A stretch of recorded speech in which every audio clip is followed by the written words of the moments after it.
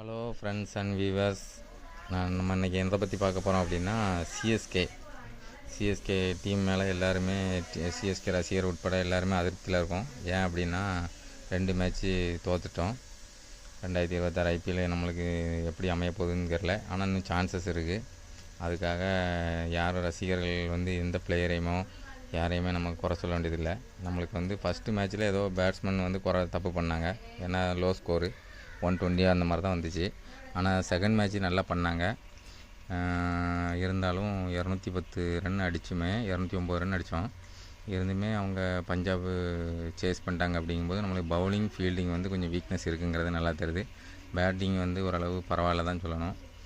வேணால் நம்ம top order வேணால் கொஞ்சம் அட்ஜஸ்ட் பண்ணிக்கலாம். ஏன் அப்படின்னா பவர் பிளேயில் ஸ்கோர் பண்ணணும், விக்கெட் விடக்கூடாது அப்படின்னா எனக்கு தெரிஞ்ச ஆயுஷ் மாத்ரேவும் போன மேட்ச்சில் நல்லா விளையாண்ட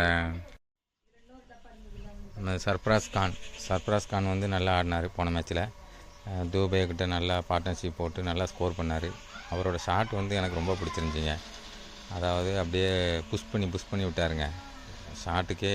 அவர் எனக்கு தெரிஞ்சு அவர் பவர் பிளேயில் நல்லா அவருக்கு யூஸ் பண்ணுவார்னு நினைக்கிறேன். அதனால் எனக்கு தெரிஞ்சு மாத்ரேவையும் சர்ஃப்ராஸ் கானையுமே ஓப்பனிங் விட்டுடலாம். ருத்ராஜ் எந்த இடத்துலனாலும் விளையாடுறதுக்கு அவர் ரெடியாக இருக்கார். அதனால் ருத்ராஜை கூட பேக்கில் கொண்டு வரலாம். 1 டவுன் சஞ்சு சாம்சன் கொடுக்கலாம். என்னோடய ஒப்பீனியன் நான் சொல்லியிருக்கிறேன். அதே மாதிரி ஒரு வாய்ப்பு இருக்கலாம். இன்னொன்று என்னென்னா நம்ம இன்னும் ஃபஸ்ட்டு பேட்டிங் தான் ஆடிட்டே இருக்குமே தவிர செகண்ட் பேட்டிங் வரல. செகண்ட் பேட்டிங்கில் ஒரு வேளை குறைஞ்ச பாலுக்கு நல்லா ரன் அடிக்கணும் அப்படின்னா ஹிட்ரு வேணும். தோனி நம்மளுக்கு இப்போதைக்கு 2-3 மேட்ச் அவர் ஆட மாட்டார்னு நினைக்கிறேன். தோனி ஆடினா ஓகே. தோனி இல்லாத பட்சத்துக்கு அந்த இடம் கன்ஃபார்மாக நான் சொல்கிறேன் உர்வில் பட்டேல் தாங்க அதுக்கு செட் ஆவார். கண்டிப்பாக அவருக்கு குறைஞ்ச பாலில் 6ஓ 4ஓ அடிக்கிற எபிலிட்டி அவருக்கு இருக்குது. அதனால் எனக்கு தெரிஞ்ச ஆப்ஷன் உர்வில் கண்டிப்பாக வரணும். இன்னொன்று நூர் அகமது கொஞ்சம் ரன் கொடுத்துருக்காரு ஃபஸ்ட் 2 மேட்ச்லேயுமே.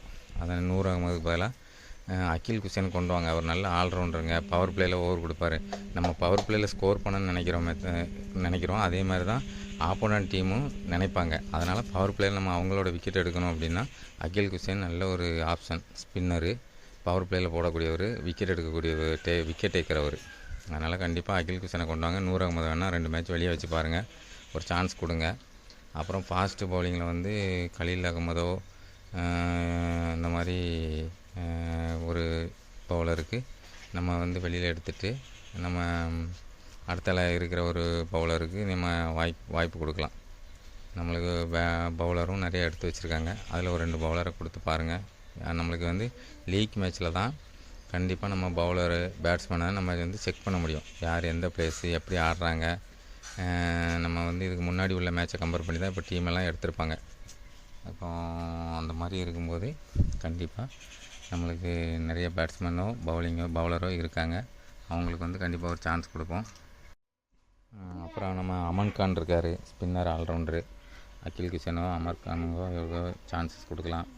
அப்புறம் ஃபாஸ்ட் பவுலிங் நம்ம ஸ்பென்சர் ஜான்சன் இப்போ நம்ம ரீப்ளேஸ் பண்ணி இப்போ எடுத்தது ஸ்பென்சர் ஜான்சன். அவருக்கும் ஒரு வாய்ப்பு கொடுத்து பாருங்கள் ஃபாஸ்ட் பவுலிங்கில். நம்மளுக்கு டீம் ஆட்கள்லாம் இருக்குது. ஆனால் டீம் தான் நம்மளுக்கு இன்னும் செட் ஆகலை.